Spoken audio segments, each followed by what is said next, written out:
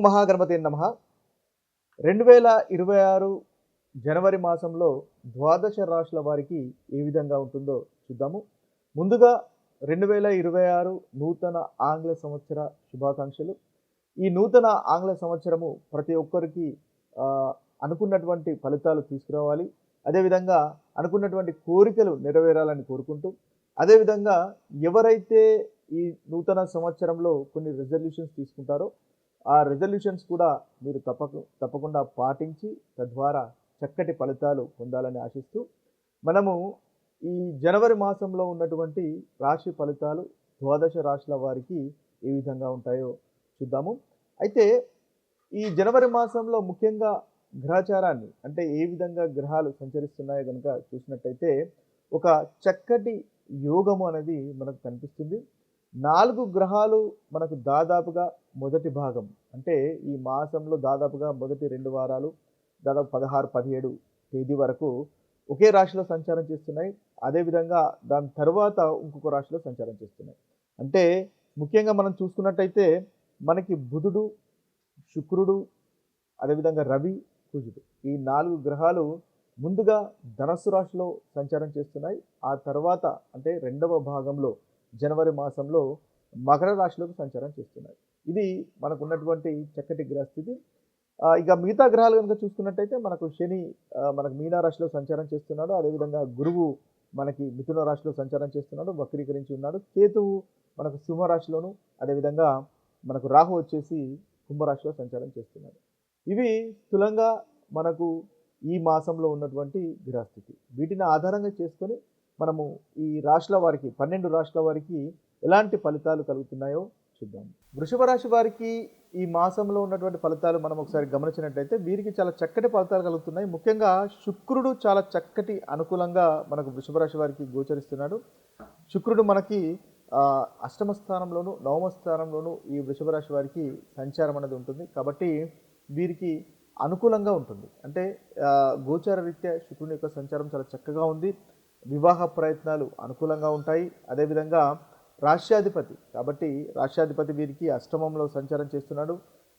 మనకు వీరికి దాంపత్య సౌఖ్యం బాగుంటుంది. మీ యొక్క పార్ట్నర్ వర్క్ చేస్తున్నట్టయితే వారికి కూడా ధన సంపాదన అనేది పెరిగే అవకాశాలు కనిపిస్తున్నాయి. అదేవిధంగా పని చేయని అవసరం లేకుండానే పనులన్నీ సజావుగా సాగిపోయేటటువంటి అవకాశాలు మనకు కనిపిస్తాయి. అంటే రాష్ట్రాధిపతి శుక్రుడే చాలా బలంగా ఉన్నాడు. కాబట్టి మీరు ఈ మాసంలో చాలా కంఫర్టబుల్గా ఉండేటటువంటి అవకాశాలు మనకు అధికంగా కనిపిస్తున్నాయి. ధార్మిక కార్యక్రమాల్లో పాల్గొంటారు. దాంపత్య సౌఖ్యం అనేది ముందుగానే అనుకున్నట్టుగా ఉంటుంది. మంచి వస్త్రధారణ ధరిస్తారు. అదేవిధంగా పని మనుషులతో అనేక పనులన్నీ చేయించుకొని మీరు పని చేయకుండానే ఉండేటటువంటి అవకాశాలు మనకు అధికంగా గోచరిస్తున్నాయి. వృత్తి విషయంలో కూడా చాలా చక్కగా మనకు వృషభ రాశి వారికి గోచరిస్తుంది. ముఖ్యంగా వీరికి గురువు 2వ స్థానంలో సంచారం చేస్తున్నాడు. అంటే మనకి గురువు ఇక్కడ కర్కాటక రాశి నుంచి మిథున రాశిలోకి సంచారం చేశాడు. కాబట్టి 2వ స్థానంలో గురువు ఉంటాడు. కాబట్టి ధనలాభం కూడా కనిపిస్తుంది. ముఖ్యంగా లాభాధిపతి 2వ స్థానంలో ఉంటాడు. చాలా చక్కటి అభివృద్ధి అనేది మనకు గురువు వల్ల కూడా కనిపిస్తుంది. అదేవిధంగా శని కూడా వీరికి లాభస్థానంలో ఉన్నాడు. శని ముందరి నుంచే దశమాధిపతి. కాబట్టి పనిచేసే చోట వృత్తికి సంబంధించినటువంటి విషయాల్లో ఈ రాశి వారికి అనుకూలంగా ఉంటుందని మనం చెప్పవచ్చు. ధనలాభం కనిపిస్తుంది. ఆరోగ్యం కూడా చాలా చక్కగా ఉంటుంది. అయితే వీరికి కుజుడు అంతగా అనుకూలంగా లేడు, రవి కూడా కాస్త అనుకూలంగా లేడు. కాబట్టి ముఖ్యంగా వీరికి పనుల్లో ఆటంకాలు ఉండే అవకాశాలు ఉన్నాయి. లోన్స్ విషయంలో కాస్త ఆటంకాలు వచ్చే అవకాశాలు మనకు కనిపిస్తున్నాయి. గౌరవ భంగము, అనారోగ్యం, అంటే ఆరోగ్యం కూడా కాస్త కుజుని వల్ల ఇబ్బంది పెట్టేటటువంటి అవకాశాలు ఉన్నాయి. కాబట్టి కుజునికి సంబంధించినటువంటి పరిహారం చేసుకోవడం వల్ల చాలా చక్కగా ఉంటుంది. అదేవిధంగా తండ్రి గారితో గొడవకు దూరంగా ఉండండి. రవి మీకు అంతగా అనుకూలంగా లేడు. కాబట్టి తండ్రి గారితో గొడవలు కానీ లేదా తండ్రి యొక్క ఆరోగ్యం కానీ మీరు జాగ్రత్తగా చూసుకున్నట్టయితే ఈ వృషభ రాశి వారికి ఈ మాసంలో చక్కగా ఉంటుంది. ఓవరాల్గా చూసినట్టయితే వృషభ రాశి వారికి మనకు గురువు అనుకూలంగా ఉన్నాడు, శని అనుకూలంగా ఉన్నాడు, శుక్రుడు కూడా చాలా చక్కగా ఉన్నాడు. కాబట్టి మంచి ఫలితాలే మనము కలుగుతాయని చూడవచ్చు. ఈ కుజునికి రవికి సంబంధించినటువంటి పరిహారాలు చేసుకోవడం వల్ల ఇంకా మంచి ఫలితాలు మనకి వృషభ రాశి వారికి కలుగుతాయి.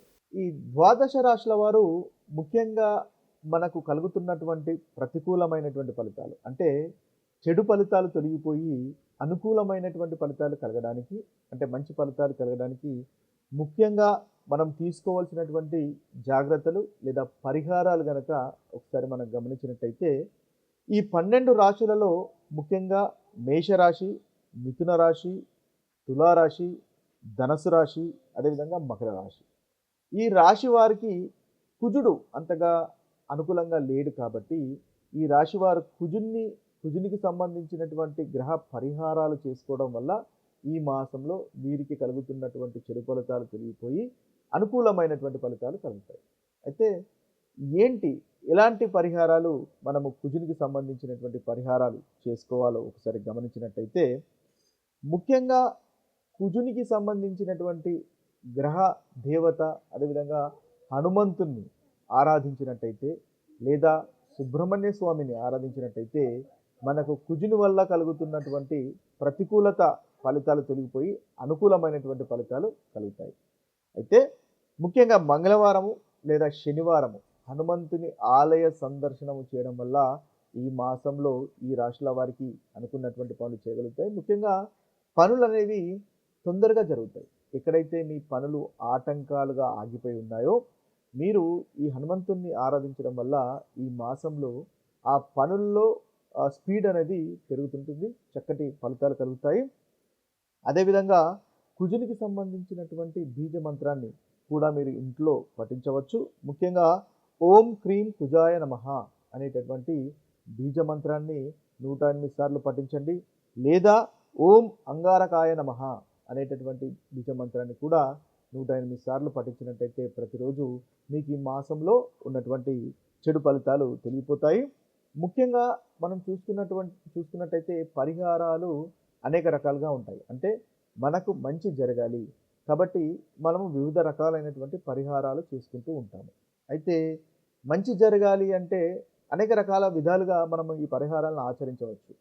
ముఖ్యంగా మనము భక్తి ద్వారా చేయవచ్చు, అదేవిధంగా కర్మ ద్వారా పరిహారం చేయవచ్చు, అదేవిధంగా బిహేవియర్, మీ ఆచరణ ద్వారా కూడా పరిహారాలు చేయవచ్చు.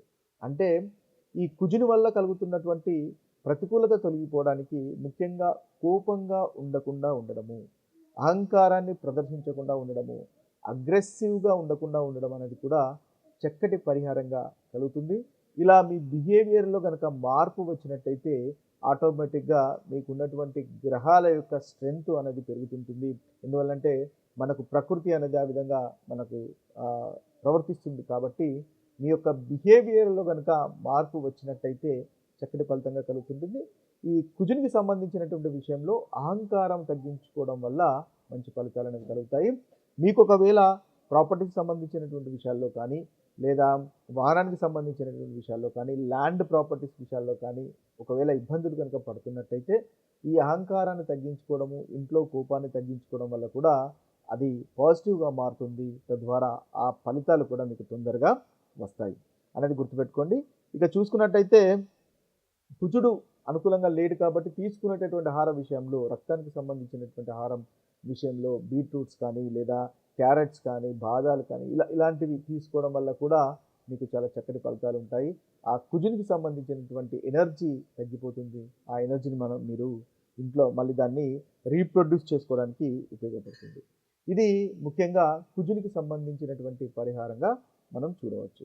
ఇక మిగతా రాశుల యొక్క పరిహారాలు కనుక చూసినట్టయితే వృషభ రాశి, కర్కాటక రాశి, సింహరాశి, కన్యరాశి, ఈ 4 రాశుల వారు రవిని ఆరాధించినట్టయితే వీరికి చాలా చక్కటి ఫలితాలు కలుగుతాయి. ముఖ్యంగా రవి అంటే సూర్య నమస్కారాలు చేయడం వల్ల మంచి ఫలితాలు ఈ రాశి వారికి కలుగుతాయి. ఉదయం ఎండలో సూర్య నమస్కారం చేయడం వల్ల మీకు మంచి ఫలితాలు అనేవి మనకు కలుగుతాయి. ముఖ్యంగా ఆదివారం రోజు ఫాస్టింగ్ చేయడం వల్ల కూడా ఈ రాశుల వారికి అనుకున్నటువంటి ఫలితాలు కలుగుతాయి. ముఖ్యంగా మన కుజుని యొక్క రవి యొక్క బీజ మంత్రాన్ని కనుక మనం పఠించగలిగినట్టయితే ప్రతిరోజు చాలా చక్కటి అనుకూలత అనేది మీకు పెరుగుతుంటుంది. ఓం హ్రాం హ్రీం హౌం సూర్యాయ నమః అనేటటువంటి రవి బీజ మంత్రాన్ని పఠించండి.